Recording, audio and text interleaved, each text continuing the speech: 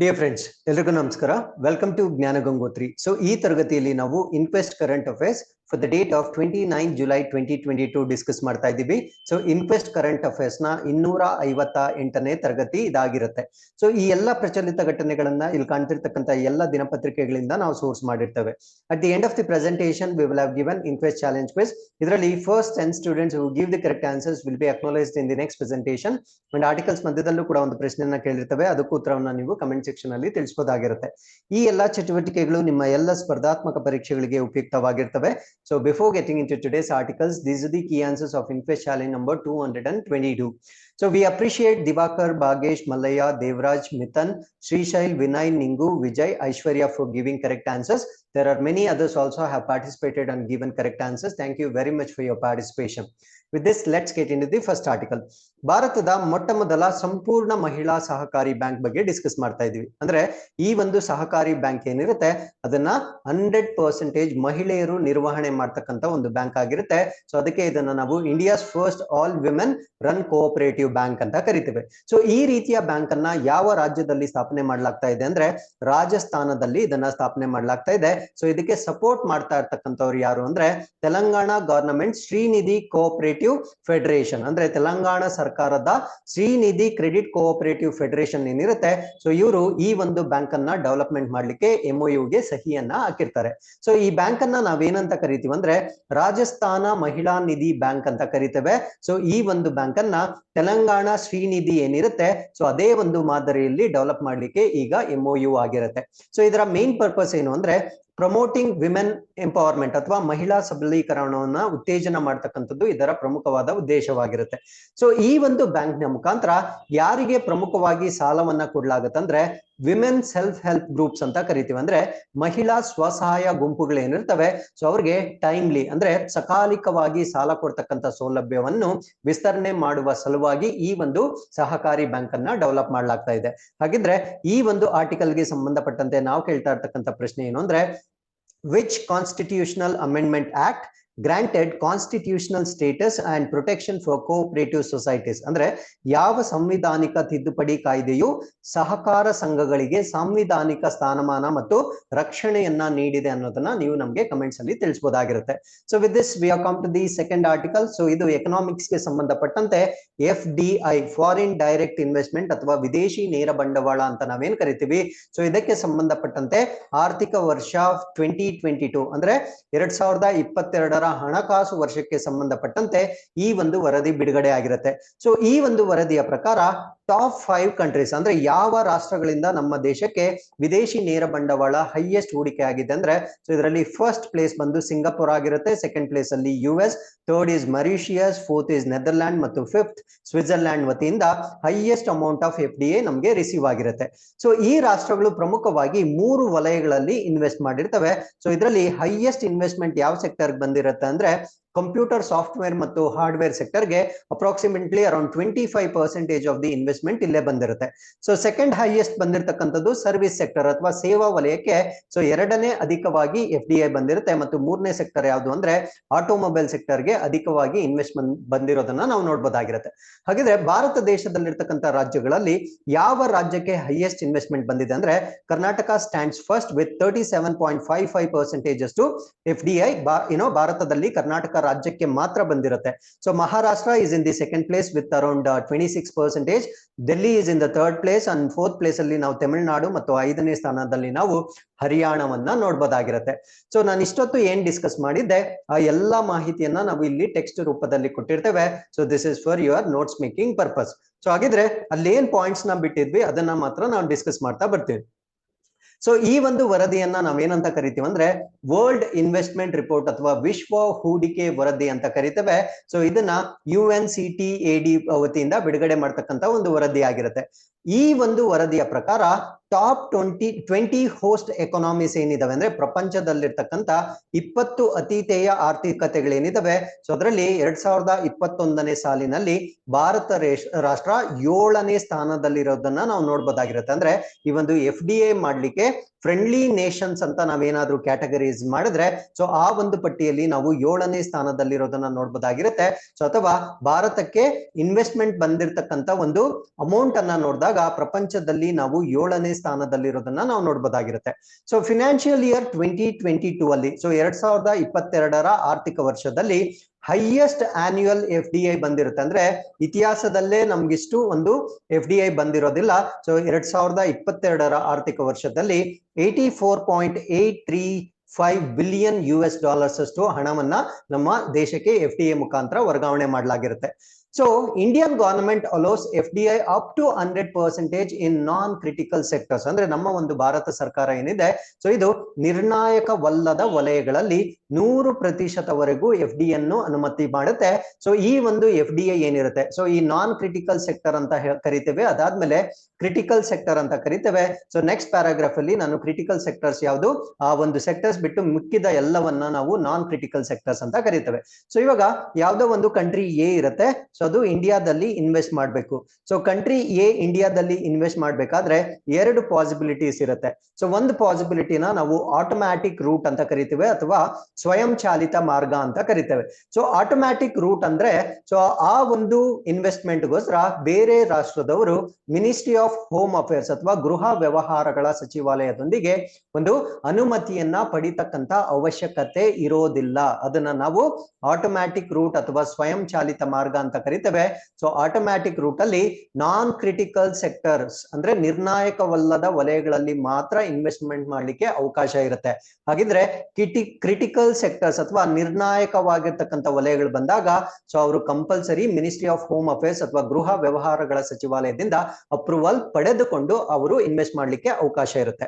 ಹಾಗಿದ್ರೆ sensitive sectors ಯಾವುದು, ಯಾವ ಸೆಕ್ಟರ್ಸ್ ಅಲ್ಲಿ ಆಟೋಮ್ಯಾಟಿಕ್ ರೂಟ್ ಅಪ್ಲೈ ಆಗಲ್ಲ ಅಂದ್ರೆ ಡಿಫೆನ್ಸ್ ಇರ್ಬೋದು, ಮೀಡಿಯಾ ಇರ್ಬೋದು, ಟೆಲಿಕಮ್ಯುನಿಕೇಶನ್ ಇರ್ಬೋದು, satellite, private security agencies, civil aviation, mining. So ಇವೆಲ್ಲ ವಲಯಗಳು ಅಂದ್ರೆ ರಕ್ಷಣಾ, ಮಾಧ್ಯಮ, ದೂರ ಸಂಪರ್ಕ, ಉಪಗ್ರಹಗಳು, ಖಾಸಗಿ ಭದ್ರತಾ ಏಜೆನ್ಸಿ ಮತ್ತೆ ನಾಗರಿಕ ವಿಮಾನಯಾನ, ಗಣಿಗಾರಿಕೆ. ಸೊ ಈ ಒಂದು ಕ್ಷೇತ್ರಗಳು ಬಂದಾಗ ಸೊ ಅವುಗಳನ್ನ ನಾವು ಸೆನ್ಸಿಟಿವ್ ಝೋನ್ಸ್ ಅಥವಾ ಸೂಕ್ಷ್ಮ ವಲಯಗಳು ಅಂತ ಕರಿತೇವೆ.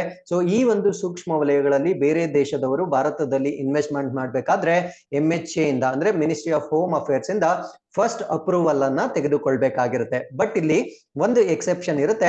ಆ ಒಂದು ಎಕ್ಸೆಪ್ಷನ್ ಯಾವುದು ಅಂದ್ರೆ ಪಾಕಿಸ್ತಾನ್ ಮತ್ತು ಬಾಂಗ್ಲಾದೇಶ. ಸೊ ಪಾಕಿಸ್ತಾನ್ ಮತ್ತು ಬಾಂಗ್ಲಾದೇಶದವರು ಭಾರತ ದೇಶದಲ್ಲಿ FDI ಮಾಡ್ಬೇಕಾದ್ರೆ ಸೊ ಅದು ಕ್ರಿಟಿಕಲ್ ಸೆಕ್ಟರ್ ಆಗಿರ್ಬೋದು ಅಥವಾ ಸೆನ್ಸಿಟಿವ್ ಸೆಕ್ಟರ್ ಆಗಿರ್ಬೋದು ಸೊ ಕಂಪಲ್ಸರಿ ಅವರು MHA ಇಂದ ಅಪ್ರೂವಲ್ ನ ಪಡೆದುಕೊಳ್ಬೇಕಾಗಿರುತ್ತೆ. So this is very very important point that you need to remember.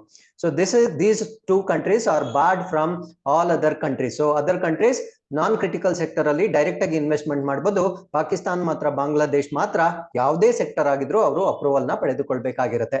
So with this we have come to the third article. This is about ministry of agriculture and farmers welfare ಅಂದ್ರೆ ಕೃಷಿ ಮತ್ತು ರೈತರ ಕಲ್ಯಾಣ ಸಚಿವಾಲಯಕ್ಕೆ ಸಂಬಂಧಪಟ್ಟಂತೆ 11th agriculture census ಅಥವಾ 11ನೇ ಕೃಷಿ ಗಣತಿ ಬಗ್ಗೆ ನಾವು ಡಿಸ್ಕಸ್ ಮಾಡ್ತಾ ಇದೀವಿ.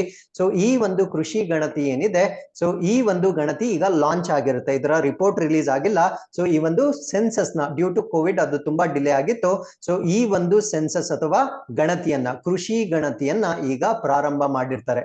ಸೊ ಈ ರೀತಿಯ ಸೆನ್ಸಸ್ ಅಂತಕ್ಕಂಥದ್ದು ಪ್ರತಿ 5 ವರ್ಷಗಳಿಗೊಮ್ಮೆ ಅಂದ್ರೆ 5 years once ನಡೀತಕ್ಕಂತ ಒಂದು ಸೆನ್ಸಸ್ ಆಗಿರುತ್ತೆ. So this will kick start from August 2022 ಅಂದ್ರೆ ಮುಂದಿನ ತಿಂಗಳು 2022ರಿಂದ ಈ ಸೆನ್ಸಸ್ ಪ್ರಾರಂಭ ಆಗುತ್ತೆ.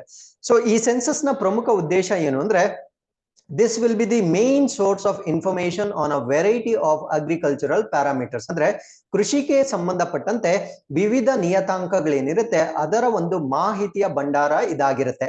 ಸೊ ಇಲ್ಲಿ ಪ್ರಮುಖವಾಗಿ ಏನೇನ ಸೆನ್ಸಸ್ ಮಾಡ್ತಾರೆ ಅಂದ್ರೆ number and area operational holdings ಅಂದ್ರೆ ಈ ಕೃಷಿಯಲ್ಲಿ ಇರ್ತಕ್ಕಂತ ಒಂದು ಜಮೀನಿನ ಕೃಷಿ ಮಾಡ್ತಕ್ಕಂಥವರ ಸಂಖ್ಯೆ ಮತ್ತು ಆ ಕೃಷಿ ಮಾಡ್ತಕ್ಕಂಥ ಪ್ರದೇಶ, ದೇರ್ ಸೈಜ್ ಅಂದ್ರೆ ಆ ಒಂದು ಪ್ರದೇಶದ ಗಾತ್ರ ಎಷ್ಟಿರುತ್ತೆ, ಕ್ಲಾಸ್ ವೈಸ್ ಡಿಸ್ಟ್ರಿಬ್ಯೂಷನ್ ಅಂದ್ರೆ ವರ್ಗವಾರು ವಿತರಣೆ ಅಂತ ನಾವೇನ್ ಕರಿತೀವಿ, ಲ್ಯಾಂಡ್ ಯೂಸ್ ಭೂ ಬಳಕೆ ಹೇಗಾಗ್ತಾ ಇದೆ, ಅದಾದ್ಮೇಲೆ ಟೆನೆನ್ಸಿ ಅಂದ್ರೆ ಹಿಡುವಳಿಯಲ್ಲಿ ಜಮೀನುದಾರಿಕೆ ಎಷ್ಟು ಜನ ಮಾಡ್ತಾ ಇದ್ದಾರೆ ಅಂದ್ರೆ ಬೇರೆಯವರ ಜಮೀನನ್ನ ಬಾಡಿಗೆ ರೂಪದಲ್ಲಿ ಎಷ್ಟು ಜನ ಮಾಡ್ತಾ ಇದ್ದಾರೆ, ಅದಾದ್ಮೇಲೆ ಕ್ರಾಪಿಂಗ್ ಪ್ಯಾಟರ್ನ್ ಅಥವಾ ಬೆಳೆ ಪದ್ಧತಿ.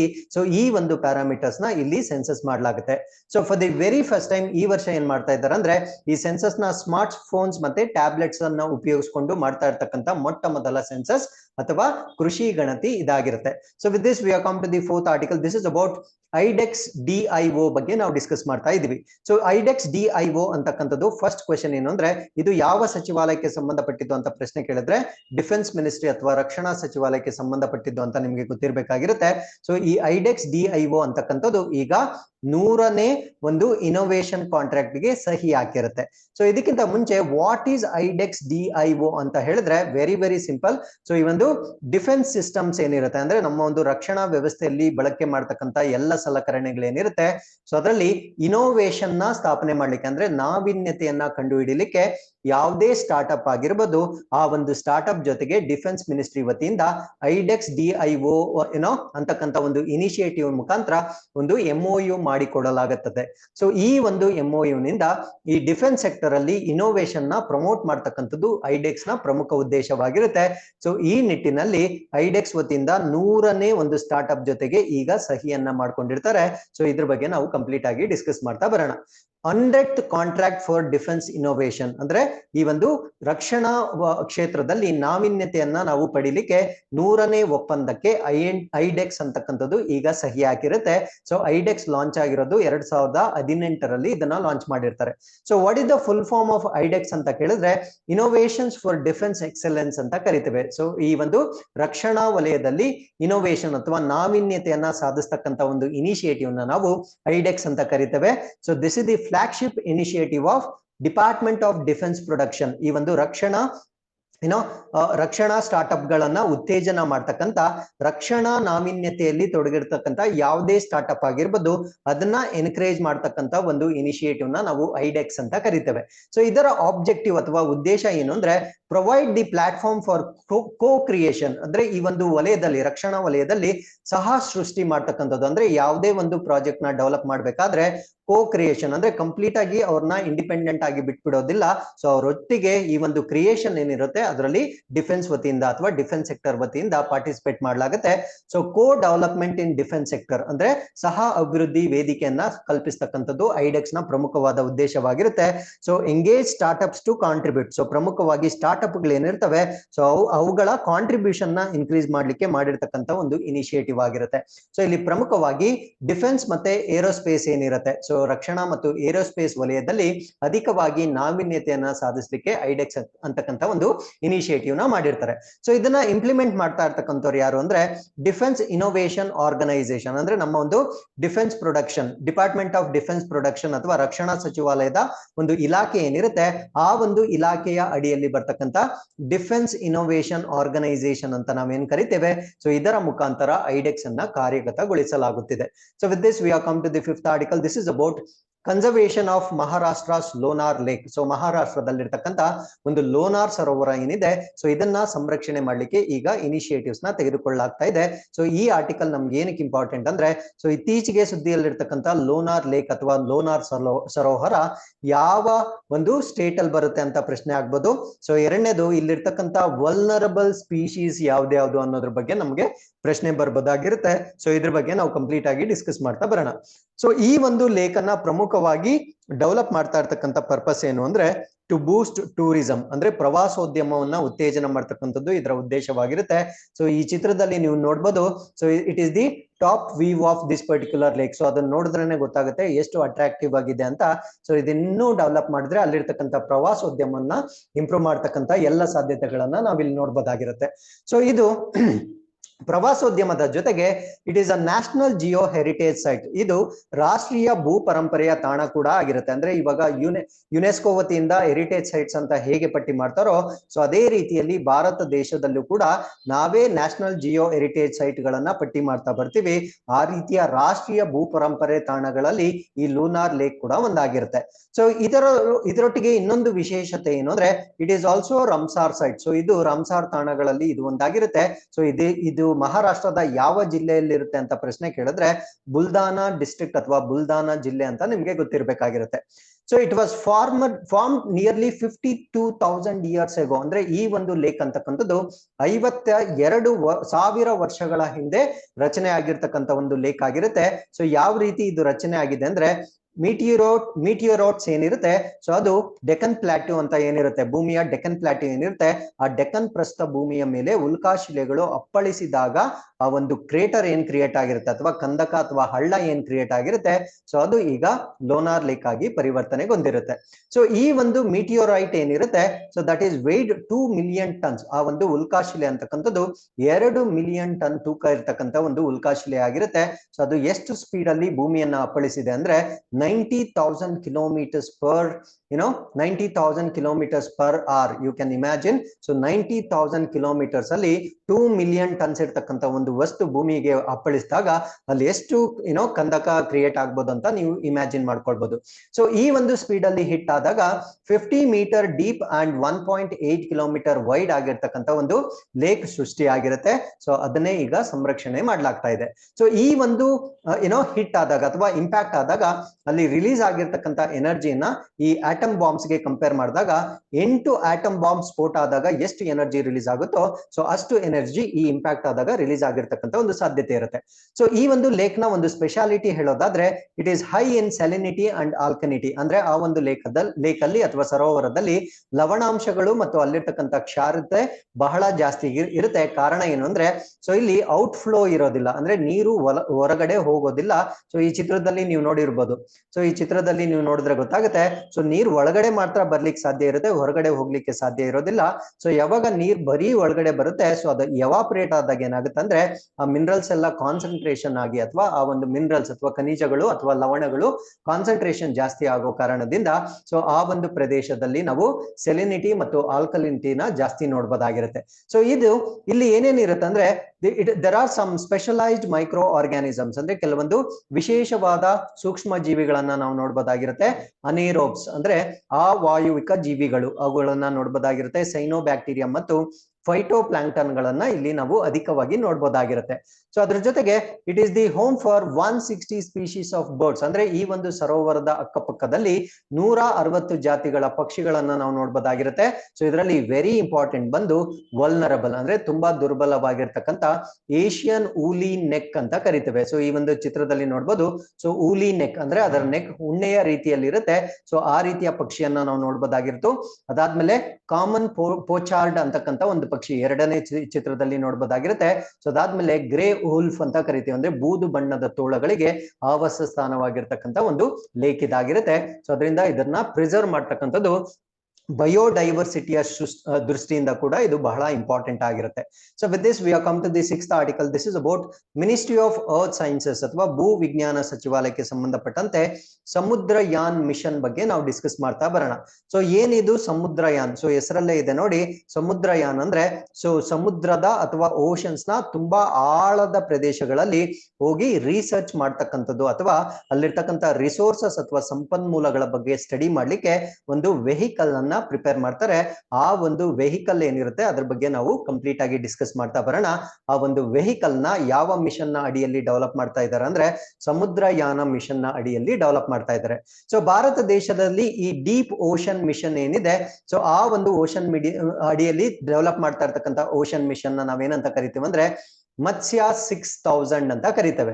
ಸೊ ಇದರ ಪ್ರಮುಖ ಗುರಿಗಳೇನು ಅಂದ್ರೆ explore deep ocean for resources, ಅಂದ್ರೆ ಈ ಒಂದು ಸಮುದ್ರದ ಆಳದಲ್ಲಿರ್ತಕ್ಕಂಥ ಸಂಪನ್ಮೂಲಗಳನ್ನ ನಾವು ಎಕ್ಸ್ಪ್ಲೋರ್ ಮಾಡ್ಲಿಕ್ಕೆ, ಅದಾದ್ಮೇಲೆ ಈ ಒಂದು ಸಮುದ್ರ ಆಳದಲ್ಲಿ ಈ ಒಂದು ಟೆಕ್ನಾಲಜೀಸ್ ತಂತ್ರಜ್ಞಾನವನ್ನ ಇಂಪ್ಲಿಮೆಂಟ್ ಮಾಡ್ಲಿಕ್ಕೆ ಮತ್ತು ಸಸ್ಟೈನಬಲ್ ಯೂಸ್ ಆಫ್ ರಿಸೋರ್ಸಸ್ ಅಲ್ಲಿರ್ತಕ್ಕಂಥ ಸಂಪನ್ಮೂಲಗಳನ್ನ ಸುಸ್ಥಿರವಾಗಿ ಬಳಕೆ ಮಾಡ್ಲಿಕ್ಕೆ ಅಧ್ಯಯನ ಮಾಡ್ಲಿಕ್ಕೆ ಮಾಡಿರ್ತಕ್ಕಂಥ ಒಂದು ಸಮುದ್ರ ಆಳದ ಒಂದು ಯಂತ್ರವನ್ನ ನಾವೇನಂತ ಕರಿತೀವಿ ಅಂದ್ರೆ ಮತ್ಸ್ಯ 6000 ಅಂತ ಕರಿತೀವಿ. ಸೊ ಈ ರೀತಿಯ ಮಿಷನ್ಸ್ ಅಂದ್ರೆ ಸಮುದ್ರ ಆಳದಲ್ಲಿ ಒಂದು ರಿಸರ್ಚ್ ಮಾಡ್ತಕ್ಕಂಥ ಒಂದು ಮಷಿನ್ಸ್ ಅಥವಾ ವೆಹಿಕಲ್ಸ್ ಏನಿರುತ್ತೆ, ಸೊ ಭಾರತ ದೇಶವನ್ನ ಹೊರತುಪಡಿಸಿ ಬೇರೆ ರಾಷ್ಟ್ರಗಳಲ್ಲೂ ಕೂಡ ಇರ್ತವೆ.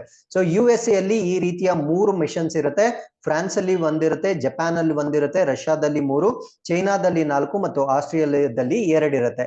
ಸೊ ಇಷ್ಟು ರಾಷ್ಟ್ರಗಳಲ್ಲಿ ಈ USA ಅಲ್ಲಿ ಇರ್ತಕ್ಕಂಥ ಟ್ರೈಟಾನ್ ಅಂತ ನಾವೇನ್ ಕರಿತೀವಿ, ಸೊ ಇದು ಡೀಪೆಸ್ಟ್ ಬಹಳ ಆಳವಾಗಿ ಹೋಗ್ತಕ್ಕಂಥ ಒಂದು ಮಿಷನ್ ಆಗಿರುತ್ತೆ. ಸೊ ಇದು ದಿಸ್ ವೇಸ್ ಅಬೌಟ್ 12.5 ಟನ್ಸ್ ನ ವೇಯ್ ಮಾಡುತ್ತೆ ಮತ್ತು ಇದು ಡೆಪ್ತ್ ರೀಚ್ ಆಗ್ತಕ್ಕಂಥದ್ದು 10,927 ಮೀಟರ್ ವರೆಗೂ ಡೆಪ್ತ್ ನ ರೀಚ್ ಆಗ್ತಕ್ಕಂಥ ಒಂದು ವೆಹಿಕಲ್ ಇದಾಗಿರುತ್ತೆ. ಸೊ ಈ ಒಂದು ವೆಹಿಕಲ್ ನ ನಾವೇನಂತ ಕರಿತೀವಿ ಅಂದ್ರೆ ಟ್ರೈಟಾನ್ ಅಂತ ಕರಿತೇವೆ. ಸೊ ಇದು ನಿಮ್ಗೆ ಪರೀಕ್ಷೆಯಲ್ಲಿ ಬಂದ್ರೆ ಸೊ ಟ್ರೈಟಾನ್ ಅಂತಕ್ಕಂಥದ್ದು USA ಗೆ ಸೇರಿರ್ತಕ್ಕಂಥ ಒಂದು ಸಾಗರ್ ಮಿಷನ್ ಅಥವಾ ಸಮುದ್ರಯಾನದ ಒಂದು ವೆಹಿಕಲ್ ಆಗಿರುತ್ತೆ. ಸೊ ಹಾಗಿದ್ರೆ ಈ ಒಂದು ಆರ್ಟಿಕಲ್ ಅಲ್ಲಿ ನಮ್ಮ ಭಾರತ ದೇಶದ ವೆಹಿಕಲ್ ಬಗ್ಗೆ ನಾವು ಡಿಸ್ಕಸ್ ಮಾಡ್ತಾ ಬರೋಣ. ಸೊ ಇದನ್ನ ನಾವು ಸೆಲ್ಫ್ ಪ್ರೊಪೈಲ್ಡ್ ಮ್ಯಾನ್ಡ್ ಸಬ್ಮರ್ಸಿಬಲ್ ಅಂತ ಕರಿತೇವೆ. It can carry 3 human beings. So ಇದರಲ್ಲಿ 3 ಮನುಷ್ಯರು ಟ್ರಾವೆಲ್ ಮಾಡ್ತಕ್ಕಂಥ ಒಂದು ವ್ಯವಸ್ಥೆ ಇರುತ್ತೆ. It can reach up to 6,000 metre ಆಳದವರೆಗೆ ರೀಚ್ ಆಗ್ತಕ್ಕಂಥ ಒಂದು ಆಳದವರೆಗೆ ರೀಚ್ ಆಗ್ತಕ್ಕಂಥ ಮತ್ತು ಆಳದಲ್ಲಿ ಪರಿಶೋಧನೆ ಮಾಡ್ಲಿಕ್ಕೆ ಸಹಾಯ ಆಗ್ತಕ್ಕಂಥ ಒಂದು ಸಾಧನ ಇದಾಗಿರುತ್ತೆ. ಸೊ ಇದನ್ನ suite of scientific sensors and tools ಅಂದ್ರೆ ಕೆಲವೊಂದು ಸಂವೇದಕಗಳು ಮತ್ತು ಸಾಧನಗಳನ್ನ ಬಳಸಿಕೊಂಡು ಈ ಒಂದು ಮಿಷನ್ ನ ಡೆವಲಪ್ ಮಾಡಿರ್ತಾರೆ for the purpose of deep ocean exploration ಅಂದ್ರೆ ಸಮುದ್ರದ ಆಳದಲ್ಲಿ ಒಂದು ಪರಿಶೋಧನೆ ಮಾಡ್ಲಿಕ್ಕೆ ಡೆವಲಪ್ ಮಾಡಿರ್ತಕ್ಕಂಥ ಒಂದು ಮಿಷನ್ ಆಗಿರುತ್ತೆ. So it has an endurance of 12 hours ಅಂದ್ರೆ ಇದು 12 ಗಂಟೆಗಳವರೆಗೆ ತನ್ನ ಕಾರ್ಯಾಚರಣೆಯನ್ನ ಮಾಡಬಹುದಾಗಿರುತ್ತೆ. ಸಪೋಸ್ ಎಮರ್ಜೆನ್ಸಿ ಕೇಸಸ್ ಅಲ್ಲಿ 96 hours ವರೆಗೂ ಇದು ಕೆಲಸವನ್ನ ಮಾಡುತ್ತೆ. ಸೊ ಯಾವ್ದಾದ್ರು ಎಮರ್ಜೆನ್ಸಿ ಅಥವಾ ತುರ್ತು ಸಂದರ್ಭಗಳಲ್ಲಿ 96 ಗಂಟೆಗಳವರೆಗೂ ಆ ಒಂದು ವೆಹಿಕಲ್ ಅಲ್ಲಿ ಟ್ರಾವೆಲ್ ಮಾಡ್ತಕ್ಕಂಥ ಹ್ಯೂಮನ್ ಬೀಯಿಂಗ್ಸ್ ಕಾರ್ಯಾಚರಣೆ ಮಾಡ್ತಕ್ಕಂಥ ಒಂದು ಸಾಧ್ಯತೆ ಕೂಡ ಇರುತ್ತೆ. ಸೊ ಇದನ್ನ ಡೆವಲಪ್ ಮಾಡ್ತಾ ಇರ್ತಕ್ಕಂಥವ್ರು ಯಾರು ಅಂದ್ರೆ national institute of ocean technology. This is in Chennai. So ಚೆನ್ನೈನಲ್ಲಿರ್ತಕ್ಕಂಥ ರಾಷ್ಟ್ರೀಯ ಸಾಗರ ತಂತ್ರಜ್ಞಾನ ಸಂಸ್ಥೆಯಿಂದ ಇದನ್ನ ಡೆವಲಪ್ ಮಾಡ್ತಾ ಇದ್ದಾರೆ. ಸೊ ಅವ್ರು ಏನೇನ ಡೆವಲಪ್ ಮಾಡಿದ್ದಾರೆ ಅಂದ್ರೆ 6,000 metre depth rated remotely operated vehicle. So ಇದು ರಿಮೋಟ್ ಇಂದ ಆಪರೇಟ್ ಆಗ್ತಕ್ಕಂಥ ಒಂದು ವೆಹಿಕಲ್ ಆಗಿರುತ್ತೆ. ಸೊ ಇದೇ ರೀತಿಯಲ್ಲಿ ಬೇರೆ ಬೇರೆ ಸಿಸ್ಟಮ್ಸ್ ನ ಕೂಡ ಅವರು ಡೆವಲಪ್ ಮಾಡಿರ್ತಾರೆ. So this is just for your information. You can just go through the slide that is given here. So with this we have come to the 7th article. This is about tomato fever ಅಥವಾ tomato ಜ್ವರದ ಬಗ್ಗೆ discuss ಮಾಡ್ತಾ ಇದೀವಿ. So ಸಾಕಷ್ಟು fevers ಬಗ್ಗೆ already discuss ಮಾಡಿದೀವಿ. So ಇವಾಗ ಹೊಸದಾಗಿ ಬಂದಿರತಕ್ಕಂತ ಇನ್ನೊಂದು ಕಾಯಿಲೆ ಟೊಮ್ಯಾಟೊ ಫೀವರ್ ಬಗ್ಗೆ ಡಿಸ್ಕಸ್ ಮಾಡ್ತಾ ಬರ್ತೀವಿ. ಸೊ ಇದು ಪ್ರಮುಖವಾಗಿ ಎಲ್ಲಿ ಕಾಣಿಸುತ್ತೆ ಅಂದ್ರೆ obviously most of the diseases ಪ್ರಮುಖವಾಗಿ ಅಥವಾ ಮೊಟ್ಟ ಮೊದಲು ಸ್ಟಾರ್ಟ್ ಆಗೋದು ಕೇರಳದಲ್ಲಿ because they travel lot to other countries. ಅದಾದ್ಮೇಲೆ ಇದು ತಮಿಳುನಾಡಿನಲ್ಲೂ ಕೂಡ ಕಾಣಿಸ್ಕೊಂಡಿದೆ ಮತ್ತು ಕರ್ನಾಟಕದಲ್ಲೂ ಕೂಡ ಈ ಕೇಸಸ್ ನಾವು ನೋಡಿರ್ತೀವಿ. So what is tomato fever? So ಇಲ್ಲಿ ಟೊಮ್ಯಾಟೊ ಅಂದ ಕೂಡಲೇ ಟೊಮ್ಯಾಟೊ ತಿನ್ನೋದ್ರಿಂದ ಬರ್ತಕ್ಕಂಥ ಕಾಯಿಲೆಯ ಅಂತ ನಮ್ಗೆ ಅನ್ಸ್ಬೋದು. ಸೊ ಅದು ಟೊಮ್ಯಾಟೊಗೂ ಈ ಒಂದು ಕಾಯಿಲೆಗೂ ಯಾವುದೇ ಸಂಬಂಧ ಇಲ್ಲ. ಈ ಒಂದು ಕಾಯಿಲೆ ಬಂದಾಗ ನಮ್ಮ ಒಂದು ಚರ್ಮದ ಮೇಲೆ ಟೊಮ್ಯಾಟೊ ಕಲರ್ ಇರ್ತಕ್ಕಂಥ ಒಂದು ಬ್ಲಿಸ್ಟರ್ಸ್ ಅಥವಾ ಹುಣ್ಣುಗಳು ಅಥವಾ ಗುಳ್ಳೆಗಳು ಉಂಟಾಗುತ್ತೆ. ಸೊ ಆ ಒಂದು ಕಾರಣಕ್ಕಾಗಿ ಇದನ್ನ ಟೊಮ್ಯಾಟೊ ಫೀವರ್ ಅಂತ ಕರಿತೇವೆ. ಸೊ ಇದಕ್ಕೆ ಇನ್ನೊಂದು ಹೆಸರು ಕೂಡ ಇದೆ, ಟೊಮ್ಯಾಟೊ ಫ್ಲೂ ಅಂತ ಕರಿತೇವೆ ಅಥವಾ HFMD ಅಂತ ಕರಿತೀವಿ. HFMD ಅಂದ್ರೆ ಹ್ಯಾಂಡ್ ಫುಟ್ ಮೌತ್ ಡಿಸೀಸ್, ಕೈ ಕಾಲು ಮತ್ತು ಬಾಯಿ ರೋಗ ಅಂತೀವಿ. ಕಾರಣ ಏನು ಅಂದ್ರೆ ಈ ಒಂದು ಗುಳ್ಳೆಗಳೇನಾಗುತ್ತೆ ಅದು ಕೈ ಮೇಲೆ, ಕಾಲ್ ಮೇಲೆ ಮತ್ತು ಬಾಯಿ ಮೇಲೆ ಆಗ್ತಕ್ಕಂಥ ಒಂದು ಸಾಧ್ಯತೆ ಇರುತ್ತೆ. ಸೊ ಅದಾದ್ಮೇಲೆ ಈ ಒಂದು ಕಾಯಿಲೆ ಪ್ರಮುಖವಾಗಿ ಯಾರಿಗೆ ಬರುತ್ತೆ ಅಂದ್ರೆ ಚಿಲ್ಡ್ರನ್ ಏಜ್ಡ್ ಅಂಡರ್ 5, 5 ವರ್ಷದ ಒಳಗಿರ್ತಕ್ಕಂಥ ಮಕ್ಕಳಿಗೆ ಈ ಕಾಯಿಲೆ ಬರುತ್ತೆ. ಸೊ ಈ ಒಂದು ಕಾಯಿಲೆ ಒಬ್ಬರಿಂದ ಒಬ್ಬರಿಗೆ ಹರಡುತ್ತೆ, ಕಂಟಾಜಿಯಸ್ ಆಗಿರುತ್ತೆ ಮತ್ತೆ ರೇರ್ಲಿ ಫೇಟಲ್ ಅಂದ್ರೆ ಈ ಒಂದು ಕಾಯಿಲೆ ಬಂದಾಗ ಮರಣ ಹೊಂದತಕ್ಕಂಥ ಸಾಧ್ಯತೆ ಬಹಳ ಕಡಿಮೆ ಇರುತ್ತೆ. ಸೊ ಈ ಒಂದು ಕಾಯಿಲೆಯನ್ನ ಉಂಟು ಮಾಡ್ತಕ್ಕಂಥ ಸೂಕ್ಷ್ಮ ಜೀವಿ ಯಾವುದು? ಸೊ ಇದನ್ನ ವೈರಸ್ ಇರಬಹುದು ಅಂತ ಈಗ ಪ್ರಿಡಿಕ್ಟ್ ಮಾಡ್ತಾ ಇದ್ದಾರೆ. ಸೊ ಇದನ್ನು ಕನ್ಫರ್ಮ್ ಮಾಡಿರೋದಿಲ್ಲ. So it might be caused by virus ಅಂತ ಹೀಗೆ ಹೇಳ್ತಾ ಇದ್ದಾರೆ. And it could be side effect of chikungunya or dengue. So ಯಾರಿಗೆ ಮುಂಚೆ ಚಿಕನ್ ಗುನ್ಯಾ ಅಥವಾ ಡೆಂಗ್ಯೂ ಬಂದಿರುತ್ತೆ ಸೊ ಅದರ ಸೈಡ್ ಎಫೆಕ್ಟ್ ಆಗಿ ಕೂಡ ಈ ಒಂದು ಕಾಯಿಲೆ ಬರ್ತಕ್ಕಂಥ ಚಾನ್ಸಸ್ ಇದೆ ಅಂತ ಹೇಳ್ತಾ ಇದ್ದಾರೆ. ಬಿಕಾಸ್ ಇದೆಲ್ಲ ಪ್ರಿಡಿಕ್ಷನ್ಸ್ ಆಗಿರುತ್ತೆ, ಬಿಕಾಸ್ ಇದು ತುಂಬಾ ಅರ್ಲಿ ಸ್ಟೇಜಸ್ ಆಫ್ ಒಂದು ರಿಸರ್ಚ್ ಆಗಿರುತ್ತೆ. ಸೊ ಇದಕ್ಕೆ ಯಾವುದೇ ರೀತಿಯ ಸ್ಪೆಸಿಫಿಕ್ ಕ್ಯೂರ್ ಆಗ್ಲಿ ಅಥವಾ ಒಂದು ಲಸಿಕೆ ಆಗ್ಲಿ ಇದುವರೆಗೂ ಕಂಡುಹಿಡಿದಿರೋದಿಲ್ಲ. ಸೊ ಇನ್ನು ಮುಂದೆ ಇದಕ್ಕೆ ಸಂಬಂಧಪಟ್ಟಂತೆ ಟ್ರೀಟ್ಮೆಂಟ್ ಪ್ರೋಟೋಕಾಲ್ಸ್ ಬರುತ್ತೆ. So with this we have come to the 8th article. This is about INS Vikrant. So ಇದೊಂದು ಏರ್ ಕ್ರಾಫ್ಟ್ ಕ್ಯಾರಿಯರ್ ಆಗಿರುತ್ತೆ. ಸೊ ಈ ಒಂದು ಏರ್ ಕ್ರಾಫ್ಟ್ ಕ್ಯಾರಿಯರ್ ಅನ್ನ ಭಾರತೀಯ ನೌಕಾಪಡೆಗೆ ಹಸ್ತಾಂತರ ಮಾಡಿರ್ತಾರೆ. ಸೊ ಏನಿದು ಏರ್ ಕ್ರಾಫ್ಟ್ ಕ್ಯಾರಿಯರ್ ಅಂದ್ರೆ ಈ ಚಿತ್ರದಲ್ಲಿ ನೀವು ನೋಡ್ಬೋದಾಗಿರುತ್ತೆ. ಸೊ ಇಲ್ಲಿ ಸಾಕಷ್ಟು ಯುದ್ಧ ವಿಮಾನಗಳೇನಿರುತ್ತೆ ಸೊ ಆ ಯುದ್ಧ ವಿಮಾನಗಳನ್ನ ಲ್ಯಾಂಡಿಂಗ್ ಮತ್ತೆ ಟೇಕ್ ಆಫ್ ಮಾಡ್ತಕ್ಕಂಥ ಒಂದು ಪ್ರದೇಶವನ್ನ ನಾವು ಏರ್ ಕ್ರಾಫ್ಟ್ ಕ್ಯಾರಿಯರ್ ಅಥವಾ ವಿಮಾನ ವಾಹಕ ನೌಕೆ ಅಂತ ಕರಿತೇವೆ. ಸೊ ಇದು it's like an airport on the water ಅಂದ್ರೆ ನೀರಿನ ಮೇಲೆ ಇರ್ತಕ್ಕಂಥ ಒಂದು ಏರ್ಪೋರ್ಟ್ ತರ ಇರ್ತಕ್ಕಂಥ ಒಂದು ವ್ಯವಸ್ಥೆಯನ್ನ ನಾವು ಏರ್ ಕ್ರಾಫ್ಟ್ ಕ್ಯಾರಿಯರ್ ಅಂತ ಕರಿತೇವೆ. ಸೊ ಈ ರೀತಿಯ ಒಂದು ಏರ್ ಕ್ರಾಫ್ಟ್ ಕ್ಯಾರಿಯರ್ ಇದನ್ನ ನಾವು INS ವಿಕ್ರಾಂತ್ ಅಂತ ಕರಿತೇವೆ. ಸೊ ಇದು ಇಂಡಿಜಿನಿಯಸ್ಲಿ ಡೆವಲಪ್ ಆಗಿರುತ್ತೆ, ಅಂದ್ರೆ ಸ್ಥಳೀಯವಾಗಿ ಇದನ್ನ ಅಭಿವೃದ್ಧಿ ಪಡಿಸಿರ್ತಾರೆ. ಇದನ್ನ ಇವಾಗ ಭಾರತೀಯ ನೌಕಾಪಡೆಗೆ ಹಸ್ತಾಂತರ ಮಾಡಿರ್ತಾರೆ. ಸೊ ಇದ್ರ ಬಗ್ಗೆ ನಾವು ಕಂಪ್ಲೀಟ್ ಆಗಿ ಡಿಸ್ಕಸ್ ಮಾಡ್ತಾ ಬರೋಣ. ಸೊ ಇದನ್ನ ಹಸ್ತಾಂತರ ಮಾಡಿರ್ತಕ್ಕಂಥವ್ರು ಯಾರು ಅಂದ್ರೆ ಕೊಚಿನ್ ಶಿಪ್ ಯಾರ್ಡ್ ವತಿಯಿಂದ ಇದನ್ನ ಹಸ್ತಾಂತರ ಮಾಡಿರ್ತಾರೆ. ಸೊ ಇದನ್ನ ವಿನ್ಯಾಸ ಅಥವಾ ಡಿಸೈನ್ ಮಾಡಿರ್ತಕ್ಕಂಥವ್ರು navy's in house directorate of naval design ಅಂದ್ರೆ ನೌಕಾಪಡೆಯ ಆಂತರಿಕ ನೌಕಾ ವಿನ್ಯಾಸ ನಿರ್ದೇಶನಾಲಯದ ವತಿಯಿಂದ ಇದನ್ನ ವಿನ್ಯಾಸ ಮಾಡಿರ್ತಾರೆ. ಸೊ ಆ ಒಂದು ಕಾರಣಕ್ಕಾಗಿ ಇದನ್ನ ನಾವು ಇಂಡಿಜಿನಸ್ ಅಂತ ಕರಿತೇವೆ. ಸೊ ಇದಕ್ಕೆ ಯಾಕೆ INS ವಿಕ್ರಾಂತ್ ಅಂತ ನೇಮ್ ಮಾಡಿದ್ದಾರೆ ಅಂದ್ರೆ India's first air craft carrier ಏನಿರುತ್ತೆ ಅಂದ್ರೆ ಭಾರತದಲ್ಲಿ ಮೊಟ್ಟ ಮೊದಲ ಇದೇ ರೀತಿಯ ವಿಮಾನ ವಾಹಕ ನೌಕೆಯನ್ನ ಏನ್ ಡೆವಲಪ್ ಮಾಡಿರ್ತಾರೆ, ಸೊ ಅದಕ್ಕೂ ಕೂಡ INS ವಿಕ್ರಾಂತ್ ಅಂತ ಹೆಸರಿಟ್ಟಿರ್ತಾರೆ. ಸೊ ಅದೇ ಹೆಸರನ್ನ ಈಗ ಮರುನಾಮಕರಣ ಮಾಡಿರ್ತಾರೆ. ಹಾಗಿದ್ರೆ ಮುಂಚೆ ಇದ್ದಂತಹ INS ವಿಕ್ರಾಂತ್ ಅಂತಕ್ಕಂಥದ್ದು 1971 ಯುದ್ಧ ಏನಾಗಿರುತ್ತೆ, ಸೊ 1971 ವಾರ್ ಏನಾಗಿರುತ್ತೆ, ಸೊ ಅದರಲ್ಲಿ ಸಂಪೂರ್ಣವಾಗಿ ಕಾಂಟ್ರಿಬ್ಯೂಟ್ ಮಾಡಿರ್ತಕ್ಕಂಥ ಒಂದು ನೌಕೆ ಆಗಿರುತ್ತೆ. ಸೊ ಈ ಒಂದು ನೌಕೆ 262 ಮೀಟರ್ ಲಾಂಗ್ ಕ್ಯಾರಿಯರ್ ಇರುತ್ತೆ, ಅಂದ್ರೆ 262 ಮೀಟರ್ ಉದ್ದದ ಒಂದು ವಾಹಕ ಇರುತ್ತೆ. ಸೊ ಇದು it can carry up to 45,000 tons 45,000 ಟನ್ಗಳಷ್ಟು ತೂಕವನ್ನ ಇದು ಸ್ಥಳಾಂತರ ಮಾಡ್ತಕ್ಕಂಥ ಒಂದು ಕೆಪಾಸಿಟಿ ಇರುತ್ತೆ. ಸೊ ಇದು ಎಷ್ಟು ಸ್ಪೀಡ್ ಅಲ್ಲಿ ಚಲಿಸುತ್ತೆ ಅಂದ್ರೆ 28 ನಾಟ್ಸ್ ಸ್ಪೀಡ್ ಅಲ್ಲಿ ಅಥವಾ ಗರಿಷ್ಠ ವೇಗವನ್ನ ಹೊಂದಿರತಕ್ಕಂತ ಒಂದು ವೆಹಿಕಲ್ ಇದಾಗಿರುತ್ತೆ. ಸೊ ಇದನ್ನ ಪ್ರಾರಂಭಿಕ ಒಂದು ಹಂತದಲ್ಲಿ ವೆಸ್ಟರ್ನ್ ನೇವಲ್ ಕಮಾಂಡ್ ಅಥವಾ ಪಶ್ಚಿಮ ನೌಕಾ ಕಮಾಂಡ್ ಏನಿರುತ್ತೆ, ಸೊ ಅಲ್ಲಿ ಇದನ್ನ ಇವಾಗ ಡೆಲಿಗೇಟ್ ಮಾಡಿರ್ತಾರೆ ಅಥವಾ ಅಲ್ಲಿ ಇದನ್ನ ಪ್ಲೇಸ್ ಮಾಡಿರ್ತಾರೆ. ಸೊ ಈ ಒಂದು ಸಿಸ್ಟಮ್ ಏನಿದೆ, ಸೊ ಇದು ಇಂಡಿಜಿನಸ್ ಕಂಟೆಂಟ್ ಅಥವಾ ಸ್ಥಳೀಯವಾಗಿ ಬಳಸಿರ್ತಕ್ಕಂಥ ವಸ್ತುಗಳು ಅಥವಾ ಟೆಕ್ನಾಲಜಿ ಏನಿರುತ್ತೆ 76% ಇಂಡಿಜಿನಸ್ ಕಾಂಪೊನೆಂಟ್ ಆಗಿರುತ್ತೆ. So this is the best example for ಆತ್ಮ ನಿರ್ಭರ್ ಭಾರತ್ಗೆ ಇದು ಪ್ರಮುಖವಾದ ಅಥವಾ ಒಂದು ಉತ್ತಮ ಉದಾಹರಣೆ ಆಗಿರುತ್ತೆ. ಸೊ ಇದರಲ್ಲಿ ಎಷ್ಟು ಏರ್ ಕ್ರಾಫ್ಟ್ ನಾವು ಕ್ಯಾರಿ ಮಾಡ್ಬೋದು ಅಂದ್ರೆ 30 ಏರ್ ಕ್ರಾಫ್ಟ್ಸ್ ಅಂದ್ರೆ 30 ವಿಮಾನಗಳನ್ನ ಕ್ಯಾರಿ ಮಾಡಬಹುದಾಗಿರುತ್ತೆ. This is huge. ಅದಾದ್ಮೇಲೆ ಅಡ್ವಾನ್ಸ್ಡ್ ಲೈಟ್ ಹೆಲಿಕಾಪ್ಟರ್ಸ್ ಮತ್ತೆ ಲೈಟ್ ಕಾಂಬ್ಯಾಕ್ಟ್ ಏರ್ ಕ್ರಾಫ್ಟ್ಸ್ ಅಂದ್ರೆ ಸ್ಥಳೀಯವಾಗಿ ತಯಾರಿಸಿರ್ತಕ್ಕಂಥ ಸುಧಾರಿತ ಲಘು ಹೆಲಿಕಾಪ್ಟರ್ಗಳು ಮತ್ತು ಲಘು ಯುದ್ಧ ವಿಮಾನಗಳನ್ನು ಕೂಡ ಇಲ್ಲಿ ಕ್ಯಾರಿ ಮಾಡಬಹುದಾಗಿರುತ್ತೆ. ಸೊ ಎಕ್ಸಾಂಪಲ್ಸ್ ಹೇಳೋದಾದ್ರೆ MiG-29K ಫೈಟರ್ ಜೆಟ್ಸ್ ಆಗಿರ್ಬೋದು, ಕಮೌ 31 MH-60R. ಸೊ ಈ ರೀತಿಯ ಜೆಟ್ ಗಳನ್ನ ಕೂಡ ಇಲ್ಲಿ ಪ್ಲೇಸ್ ಮಾಡಬಹುದಾಗಿರುತ್ತೆ. ಸೊ ಇಲ್ಲಿಗೆ ಇವತ್ತಿನ ಎಲ್ಲಾ ಪ್ರಚಲಿತ ಘಟನೆಗಳು ಕಂಪ್ಲೀಟ್ ಆಗಿರುತ್ತೆ. So with this we have come to InQuest challenge number 223. You can just pause the video, go through the questions and give us the answers. Once again, I'll meet you tomorrow with tomorrow's current affairs. Till then, keep reading, be safe. Thank you.